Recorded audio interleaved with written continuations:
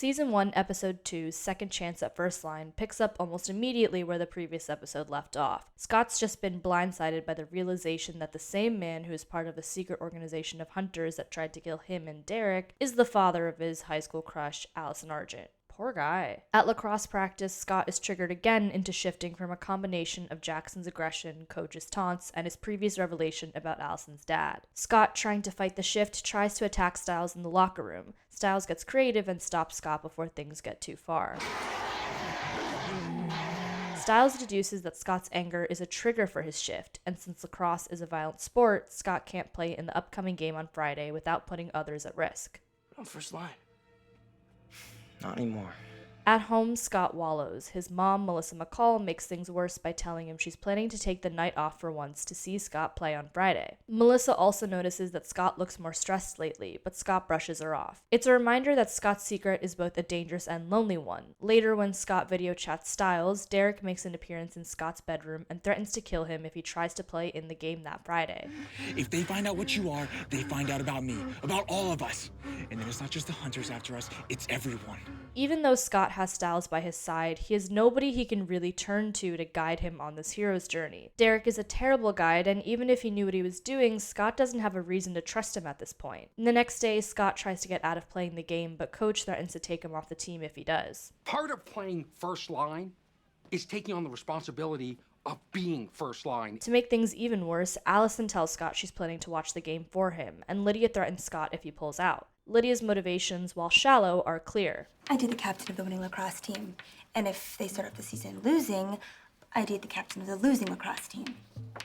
I don't date losers. At this point, it just seems like overkill, but the point of all these scenes is to drive home just how much pressure is on Scott and the consequences of the decision he has to make. If Scott doesn't play on Friday night, then he's off the team, he'll disappoint Allison and his mom, embarrass himself in front of Jackson, and his new perfect life will go away. But if Scott does play, someone could get seriously hurt or even killed. After class, Stiles and Scott resolve to find the other half of the dead body. Scott runs into Allison and notices the jacket that she had lost the other night. Scott questions Allison, startling her because she has none of the context that Scott does, and she swiftly dips. Remember that Scott is dealing with two deadly threats at this point: Derek and the werewolves, and the hunters that tried to kill him. For the most part, they've stayed separate, two different forces in Scott's life. But this conversation is a peek into how intertwined they might become. Yes, Scott is worried that Derek threatened Allison, but he also demands to know if Allison said anything to Derek, implying that she is still a risk for Scott because of her werewolf hunting dad. Scott confronts Derek, demanding that he leave Allison alone, but Derek claims that he's looking out for Scott because he might hurt someone if he plays in the lacrosse game. He also reminds Scott that none of us know the relationship Allison might have with the family business. Finally, Derek says that Scott needs him as a mentor. I don't disagree, but maybe beating up teenagers is not the best way to pitch your skill set. Scott tells Stiles that he thinks the other half of the body is buried at Derek's house because he smelled blood there. Instead of turning to Derek as a mentor, Scott wants to turn Derek in for the murder of the girl and get Stiles' help to control his anger and play in the game on Friday night. That night, Scott and Stiles go to the hospital to verify that the blood Scott smelled at Derek's house is the same blood of the half of the body that the police already found, proving that Derek buried the other half of the body and therefore killed the girl. Stiles catches Lydia at the hospital waiting for Jackson and tries to ask her out. It fails miserably, rightly so, because you can't profess to be in love with someone if you've never formed a mutual connection with them, but Stiles has time to learn. Scott verifies the blood, and the two go to uncover the body, but before that, Stiles asks a question that sums up the primary conflict of this episode. Are you doing this because you want to stop Derek or because you want to play in the game and he said you couldn't? Scott and Stiles drive to Derek's house, start digging, and instead of finding the body, they find the head of a wolf. Understandably perplexed, Stiles notices a flower at the edge of the site. It's wolfsbane, which, according to Stiles' knowledge of pop culture history, is significant to werewolf lore. They pull the wolfsbane out and it's attached to a rope, which has been buried around the body in a spiral pattern. As Stiles unwinds the rope, Scott notices that the wolf's head has now turned back into the dead girl's body. With the evidence exposed, Derek is arrested for the murder of the girl. Taking Derek out of the picture takes out a threat from Scott's life for the foreseeable future,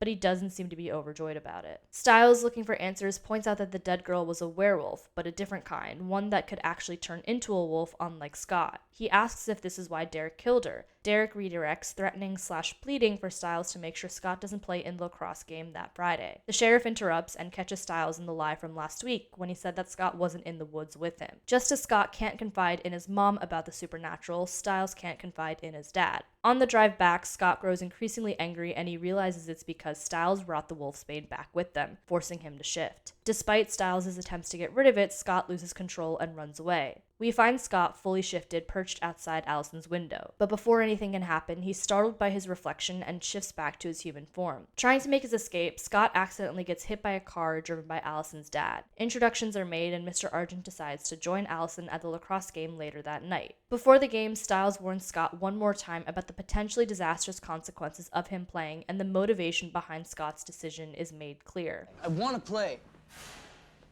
I want to be on the team. I want to go out with Allison.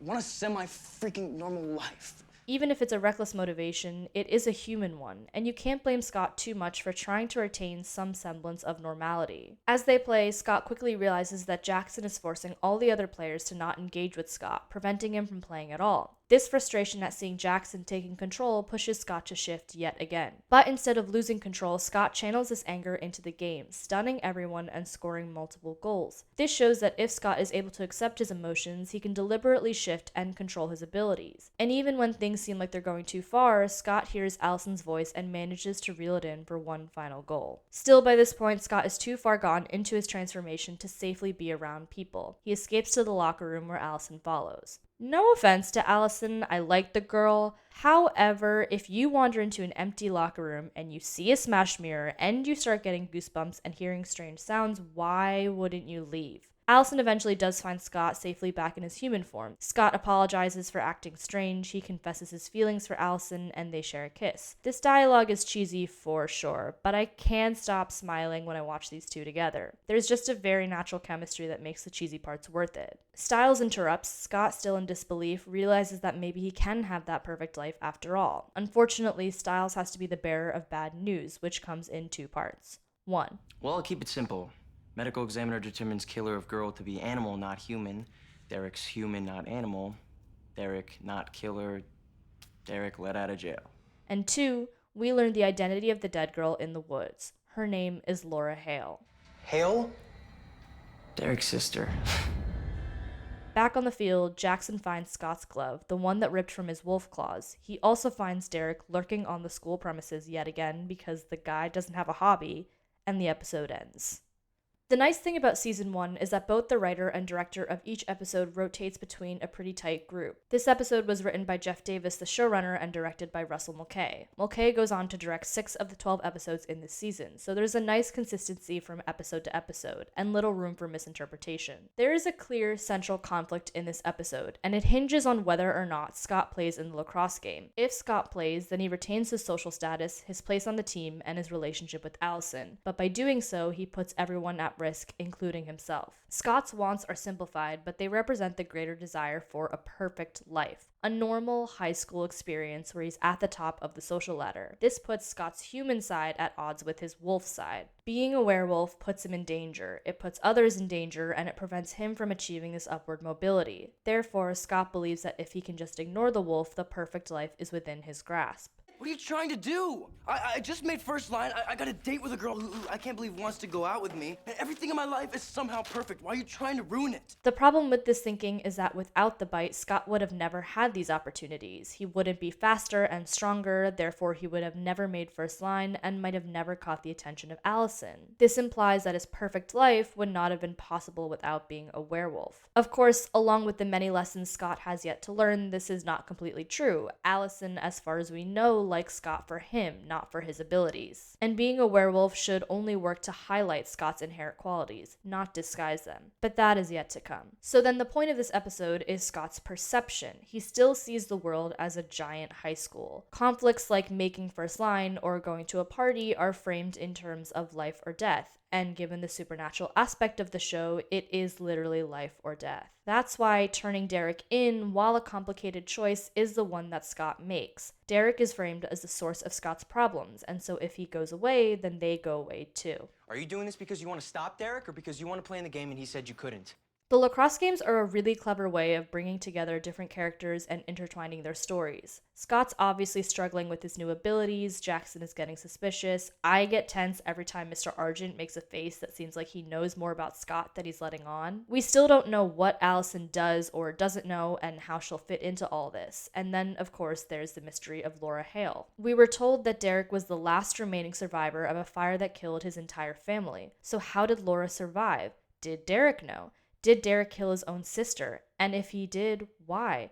What did Laura Hale know? Introducing Laura also cements this sort of generational divide. At this point, the show's conflicts primarily relate to Derek, Laura, and Mr. Argent, who are all part of the generation before Scott. We will definitely see more of this as the season progresses and discuss its significance. I also love this line that Coach says to Scott prior to the game. Part of playing first line is taking on the responsibility of being first line. If we project for a second, we can use this framing to understand that Scott can't just want these new things in his life without having to maintain them. If he wants a relationship with Allison, he can't lie to her forever. If he wants to play on the lacrosse team, he has to control his abilities. And then there's the obvious connection to leadership and being able to make the hard but responsible decisions. But again, that is yet to come. There is also the obvious question about why Scott is so determined to have a normal life. I think we also need to reframe what he's been experiencing for the past few weeks. Scott was not just bitten, he was assaulted, completely violated, and now expected to handle this new wave of changes with his physical and emotional state. Yes, there's the puberty metaphor somewhere here, but there's also the fact that he just hasn't come to terms with being assaulted. Scott's changes are fueled by angry, negative emotions, and every time he changes, he relives the night he was bitten by becoming the beast that attacked him. We use the word trigger to refer to provoking Scott's physical changes, but it can also refer to Scott's trauma. A trigger is something that sets off a memory or flashback, transporting the person back to the event of the original trauma and causing the person to experience overwhelming emotions, physical symptoms, or thoughts. That experience almost perfectly describes what Scott goes through every time he transforms into a werewolf. So, to avoid being triggered, Scott ignores the warning signs, he pushes away his emotions, and he tries to live a normal life. I want to play. I want to be on the team. I want to go out with Allison. I want a semi-freaking normal life. It should also be noted that Scott never wants to hurt people. He runs away from the crowd, pushes them away, redirects his anger, and sometimes is even revolted by himself. Scott is not a bad person, but he feels a sense of disassociation with who he's becoming and is terrified of that. But if there ever were a secret to living a normal, happy life, it would be that you can't just ignore the things that changed you or hurt you. You can't push away your emotions and expect things to go back to normal. Things might never go back to normal. All you can do in the face of your trauma is to accept what happened, come to terms with it, and begin the healing process. And the journey doesn't have to be a lonely one. You don't have to face your demons alone. I don't know how, but I controlled it. I pulled it back. Maybe I can do this. Maybe it's not that bad.